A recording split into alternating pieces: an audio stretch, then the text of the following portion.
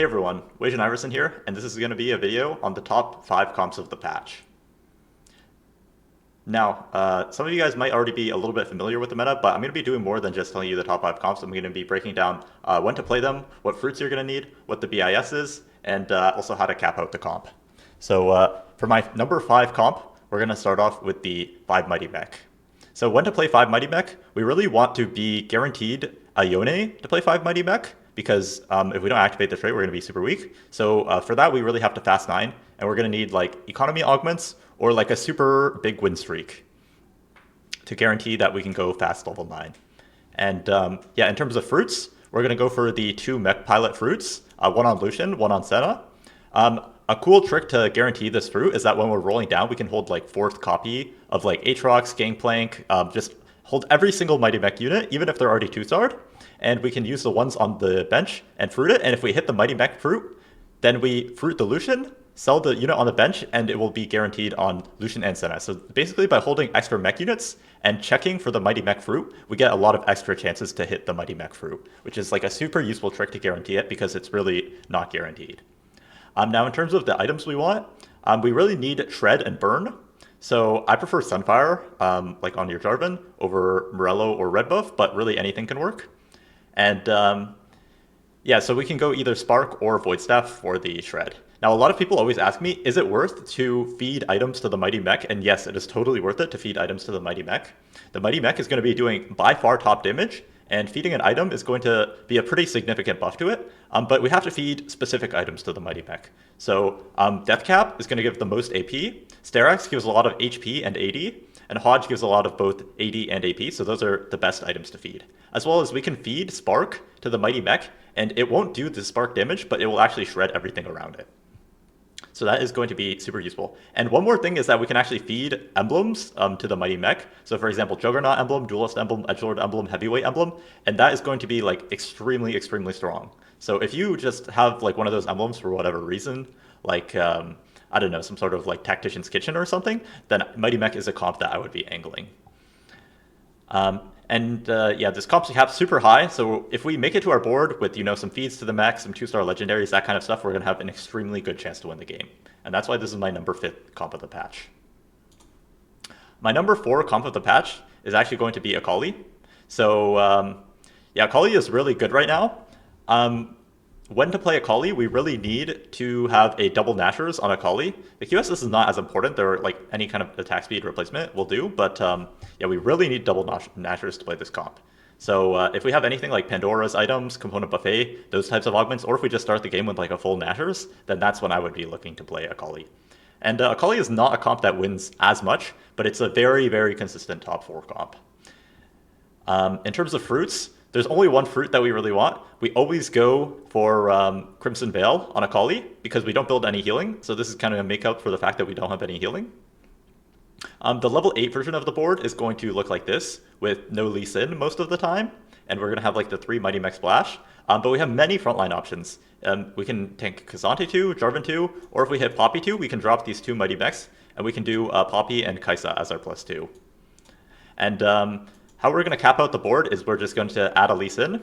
And I really like to do the Ultra Stance fruit on Lee Sin once I have him because we have like a lot of tanks, so I don't think tank fruit is too valuable.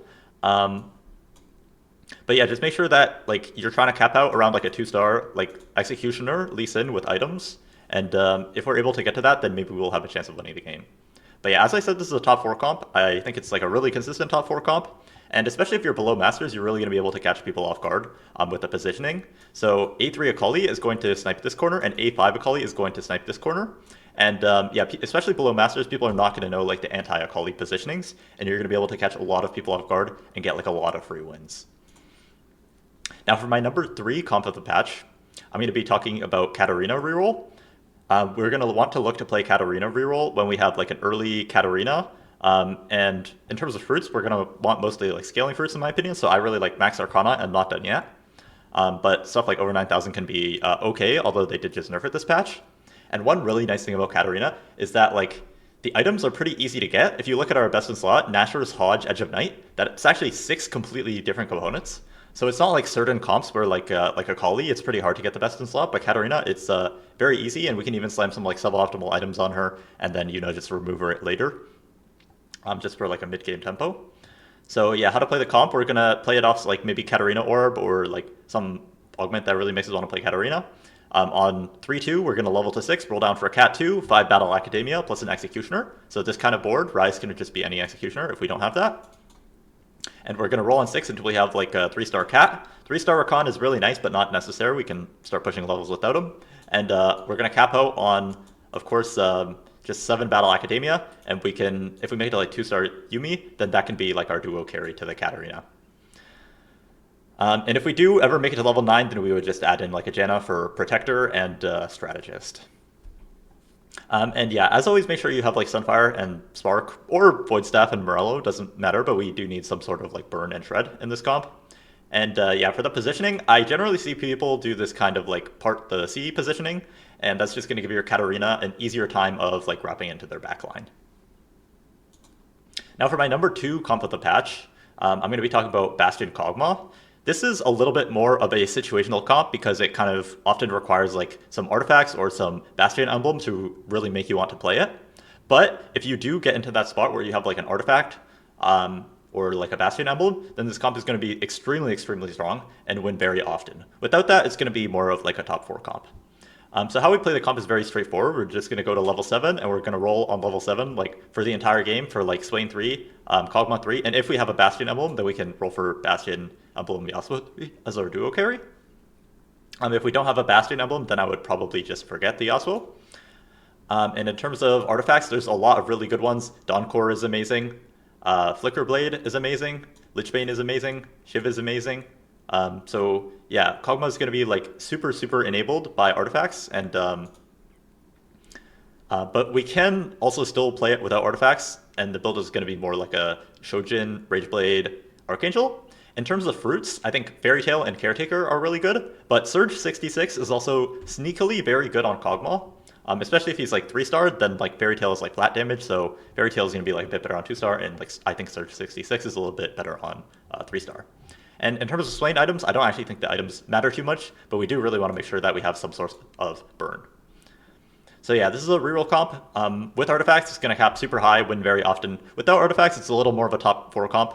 And I guess one last thing to make sure of when playing Kog'Maw is that on this new patch, they actually made it so that the monster trainer pools are shared. So if you see anyone playing Rammus, Smolder, or Kog'Maw, then you are going to be contested, and it is going to be harder to keep to hit your Kog'Maw. So yeah, just be very mindful about that because that is changed on the new patch. And for my number 1 comp of the patch, I'm sure a lot of you guys are not surprised by this because this comp is extremely strong. But yes, the top comp of the patch is going to be Veteran Janna. They moved the Veteran Janna fruit to primary, so it becomes extremely easy to hit on this patch. Last patch, it was very hard to hit the Veteran fruit. This patch is much easier to guarantee. In terms of the fruits, obviously we need a Veteran on Janna, but afterwards we can go for best defense on Kobuko ideally. And yeah, this is going to be our level 6 board, so it's going to be 4 mentors with just a strategist. If we have Rise on level 6, then I like to play Protector plus Rise. But if we don't have Rise, then I like to play Ziggs and Yasuo. And yeah, in terms of the items, Janna can do blue buff, JG, GS. But I don't think like these exact items is super important on Janna. I think we can, like JG Nashers is a really good combination on her. And I think we can also like settle for Shojin sometimes. And yeah, Kobuko really likes Sterax, Vow, Warmogs. Especially with the best defense, the Sterax and the Vow are going to have a really strong synergy with that. But even if you don't have best defense, these are still going to be really good items on him. He actually does a lot of physical damage, so the Sterax feels like really nice on him. It's a tank item that also makes him do more damage. And in terms of capping out the board, we're going to be adding like Jarvan and Senna. And yeah, when we find Cassante, we can play this Protector. And this is going to be our level 8 board. And yeah, level 9, we could just add like a Ziggs or something. Or if we have like a 2-star Lee Sin, that could also work pretty well in this slot. And yeah, I think one more thing that I've been doing with this comp is that we really want to like 2-star Rise and duo carry him on level 8 with whatever leftover AP items we have. So if we miss best defense, like a Rise 2 and Janna 3 are actually going to do pretty similar damage if they both have 3 items. So we can actually just move off of our Kobuko fruit and do like a double backline fruit with the Veteran Janna and a Rise fruit. And we won't be like too worried about our front line being too weak because the front line in this comp is really strong. We have like Cassante, Jarvan, and the Kog'Maw 3. So yeah, the front line in this comp is really strong, and I think you're allowed to do like a double backline fruit if you don't have best defense. So I think that's like something really good to keep in mind. But yeah, this comp is super strong right now. Mostly just play it off of like Janna Orb, I would say, but anytime you really see that it's like uncontested, you can probably force it because it is the #1 comp of the patch, in my opinion. So that's going to be it for my top 5 comps of the patch. If you like these kinds of like quick meta rundowns, let me know. It is still very early into the patch. The patch only released yesterday, so it's totally possible that some other really strong comps pop up in the next like few days or like week or whatever. But as of right now, I guarantee you that these 5 comps are all like very strong, and if you're playing them from the right spots, then you're going to have like a lot of success on this patch. So thank you guys so much for watching, and peace out. I'll see you next time.